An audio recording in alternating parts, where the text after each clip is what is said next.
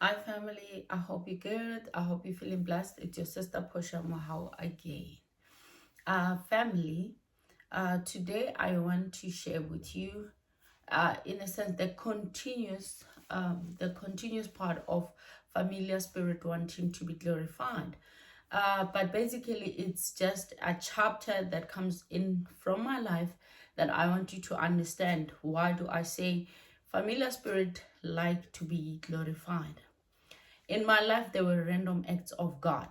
There were random acts that I knew that this is a hand of a God that I do not serve. This is the hand of a God, of the person that God at that time would send me to go see. There were random acts that I did not understand, basically. This is what I mean. One day, as I was sitting, like I told you, I would just have like feel sleepy. I don't know what they call it, the noon nap that people usually have. But with me, it was a nap that I knew I had to take because I have to sleep. To me, it was like my ancestors want to tell me something. But there were certain times this nap was kind of different. I would have like no voice from the way my ancestors, the spirits, talk to me. It was so different. It would be like a very clear and hear voice, like a voice that is not similar to the voices that speak to me. One day, I was directed to stand up, go. I did not do it. There was so much force and pressure when the command came again, stand up and go. I did not go. I listened to the pains and the pressure of my body not to do this and what is happening to me. And then I had a deep nap again. As I had a deep nap again, here is the voice. It's like now this voice comes in a form of a dream for me to do exactly what I'm told to do. I'm shown a house. I'm familiar with the area that I'm being shown. It's like I've been there before, but I've not been there. But in my dream, it's like I've been there before. I know the place. I am directed to a certain house, and I'm told to go and look for a certain lady. Her name is who. When I arrive there, I have a message to give this lady, and I have something that I need to do. So I go straight to this lady when I wake up without any disturbance because now I'm feeling heat in my body and I cannot contain what is happening to me. So let me just go here, see this lady. I don't know whether I'm crazy or what, but I know that this voice is this voice that usually sends me on missions that I don't understand and I don't get paid for. And my ancestors don't do that. My ancestors work with payment. It's like even if they can have a random prophecy on somebody's, they know it's the rule. Go wherever you go, even if it's a 5 rand coin or a 2 rand, because 5 rand coin needs to be no gold. No, there are these mixed coins that has gold and there's silver. So your coins needs to be silver coins that you throw and say thank you for the prophecy that you just gave to me. So now this voice is just sending me on random missions without people saying nyakanyisa. You understand? But the random prophecies that are coming through me being possessed by my spirits and telling people their prophecies, they know, like you can say it's an African thing. They know that you have to thank the spirit of the ancestors. You need to thank the spirit of the elders because they have prophesied on you, even though you did not ask or pay for it. But you just need to give them something and say, "Ngiyabonga, bogogo," even if it's in note form, but you just need, but anything, you just need to say thank you. But now these are missions that I'm being directed to without being paid. That is why I say these are random acts of God. So I was sent to this lady. I arrived at this lady. As I arrived at this lady, remember in the dream, I'm told what to say to this lady and what's gonna happen next. So I tell this lady that I'm sent to tell you that you ate a liver that was not meant for you. And due to that, you are miscarrying because of a liver that was given to you and you ate it. You were not supposed to eat that liver. And that liver has caused you miscarriages. That liver has caused you so many things. Your marriage is at a point of break. So this lady just breaks down and cries. So, like family, you need to understand that's not how I operate. These random acts come once in a while, and when they do, they kind of leave me a bit confused. But there is always a solution to what mission I'm being sent on. So I calm this lady down that, hey lady, please, I did not come here for you and your tears and everything. I have a message for you and I'm only here to deliver it. And by the way, can you quickly go to a store, get me milk? She went to get me milk, and then when she comes back, I had something I had with me, coarse salt. So I say to her, please boil the milk and tell the people in the house, because the lady was staying with the in-laws. Tell the people in the house that you know me, we used to study together. I come up with stories so that people don't get like with her that how do you know Sangoma. So she quickly goes to the house and tells them that no, she doesn't want cold drink. She's my long-time friend. She wants a boiled milk only. She doesn't want tea. She doesn't drink tea because she's now a Sangoma. She makes up stories so that we don't draw attention to me and what I'm sent to do, because like the lady knows what's happening with her. I only came to deliver the message. So when she comes, I take out my bag and I take out few pieces of coarse salt and throw it in the milk, and I tell her drink. They say you must drink. So she drinks. Yeah, but as she's drinking, family, she says to me something just fell down, and I'm like, what are you talking? Because we're drinking. It's hot milk, ne? And I'm telling her to drink it like tea because that's what I'm told to tell her, you see. So she tells me that something just dropped. And I'm like, what is it? Yeah, but she's like, it's like something inside me just dropped down on my underwears. So as I'm standing, we can see that a mess is coming out.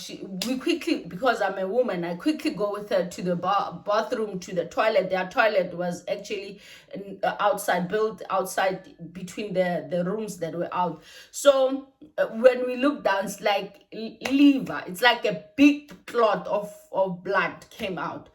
So she goes, she cleans herself, and then she's like, thank you. I'm like, what did I do? Like, I only came here to give you a message. She's like, thank you, thank you, thank you. I don't know, but I feel like whatever was troubling me, because I've been having miscarriages, and you are so right. I ate a liver. I went to Universal Church. She tells different churches that she went to. I went to this church. I went where I went to. She tells me places she went to, and she told her mother in confidence that, you know what, this is what happened. And ever since that thing happened, nothing of mine. And indeed, she did to literally eat a liver that was prepared for her by a mother-in-law who happened to have not wanted her to be married to her son. And every chance she gets, she reminds her that I did not want my son to get married around here. So basically, this woman comes, I tell her, okay, this is my number, this is where I stay. I don't have much to do or much to say to you. I delivered what I was supposed to deliver. Goodbye, I will see you, and then I left. I gave her my number, I gave her my address. So 3 months down the line, she comes. She's like, yo, I went to the clinic. I was told that I'm pregnant. I didn't believe it at first. So I said, let me cross over 3 months. Then if indeed I'm pregnant, and because my babies normally, they don't make it to 3 months. If indeed I'm pregnant, I have to come and say thank you formally to you. Like, I don't understand. Like, now she is part of my clan now, because she believes that whatever happened to her is of God. So she's shocked by what I tell her, that lady, my ancestors were different from the messengers that sent me to you. So I would advise you to go find yourself a spiritual home, a church. Family, I used to direct people to church. You see me, I didn't believe and understand how the whole scenario of Christians work, but there are things I knew that I should not take credit for. You understand? Because how I worked, I knew that my bones needs to be involved, and bones of certain things needs to be involved. Certain things needs to be involved in order for me to take credit.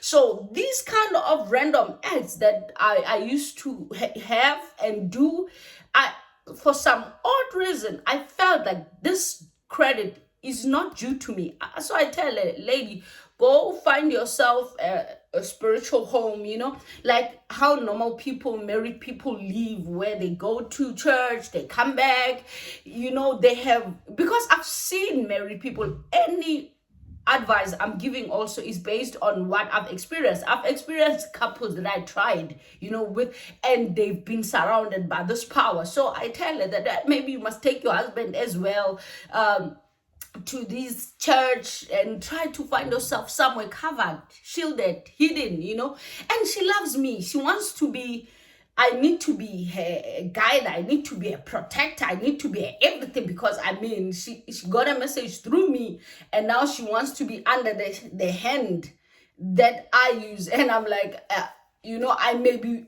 people, I may be one of the people that were used against you in that liver, even though now I'm the person that has been used to come and aid you.